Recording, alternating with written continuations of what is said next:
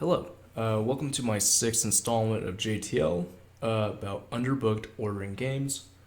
In underbooked ordering games, you will have fewer players than slots. So let's say 3 students and 8 classes, or 5 mechanics and 10 separate vehicles. It's important to acknowledge that either some slots will remain unoccupied, or some players will fill multiple slots. Although most of the ordering rules and diagrams we covered in our previous video, such as blocks, divisions, and arches, will be identical in the underbooked ordering games, new rules are going to be implemented. There will be additional rules because there will now be either an empty spot or players who will fill a spot more than once, and these additional rules will be varied and more complicated. So it's important to know which symbols to use.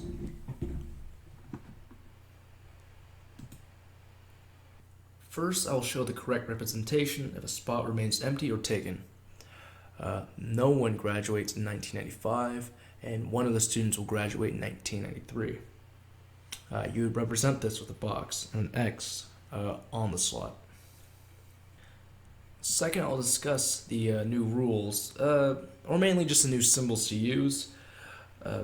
Basically, when diagramming, to use the equal signs or greater than signs to represent constant rules, such as if there's exactly or must be of a certain player or players. For example, if when doing a question, it states, each kid must watch the baby at least once, you'd simply put the minimum would equal to 1. The next example states, she has exactly 3 meetings with Fuentes. So you would just put F equals 3. So you know there has to be 3 meetings with Fuentes. Next, because of the higher number of players and fewer spots, we will see rules that actually prioritize other players. For example, in the sentence, Eric must watch the baby on more nights than John, you would use the greater than sign to know that Eric must watch more nights than John.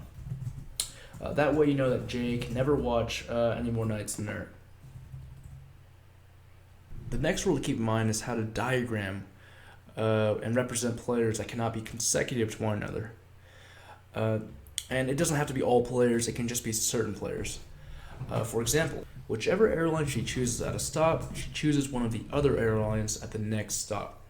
And you would simply diagram this as an airline to airline, and you'd cross it out.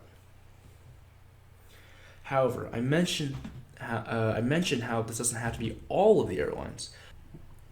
So, if I were to say you cannot go on airline Fuentes on consecutive days, you would diagram it as F. You would simply cross it out.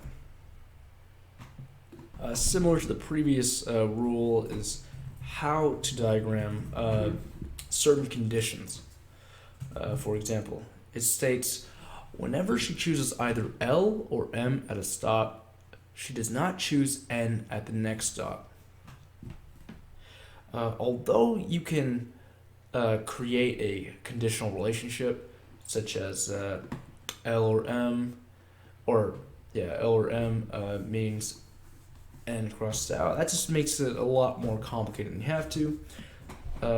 So when you diagram it this way, just L and N cannot be consecutive, M and N cannot be consecutive.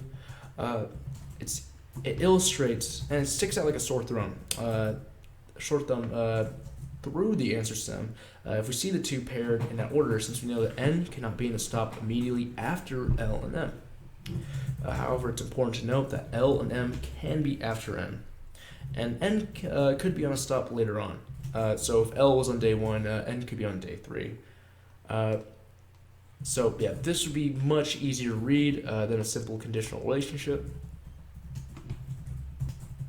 Another must-know diagram is to use the co-arrows to signify that if a player goes to one of the slots, that player will go to another.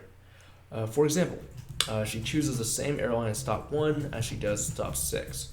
So if she went to airline N, she would choose N, the number 6.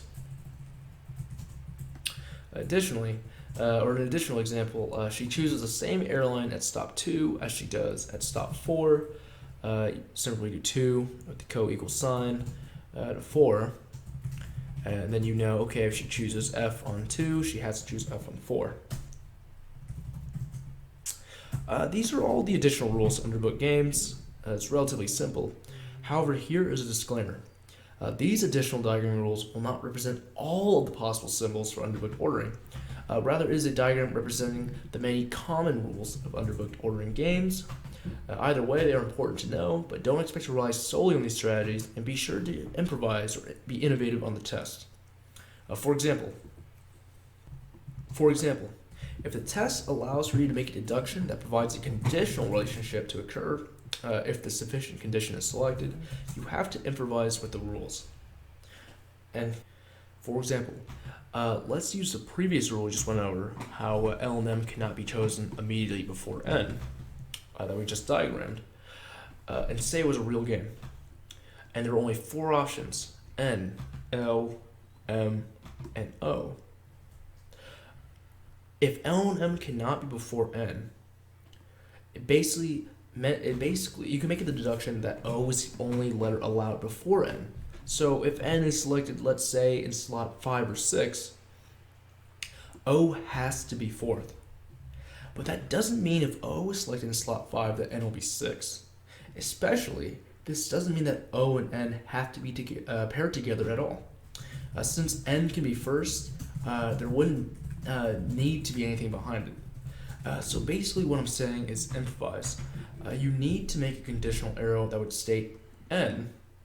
So selecting N leads to O and N block, that O will be before N.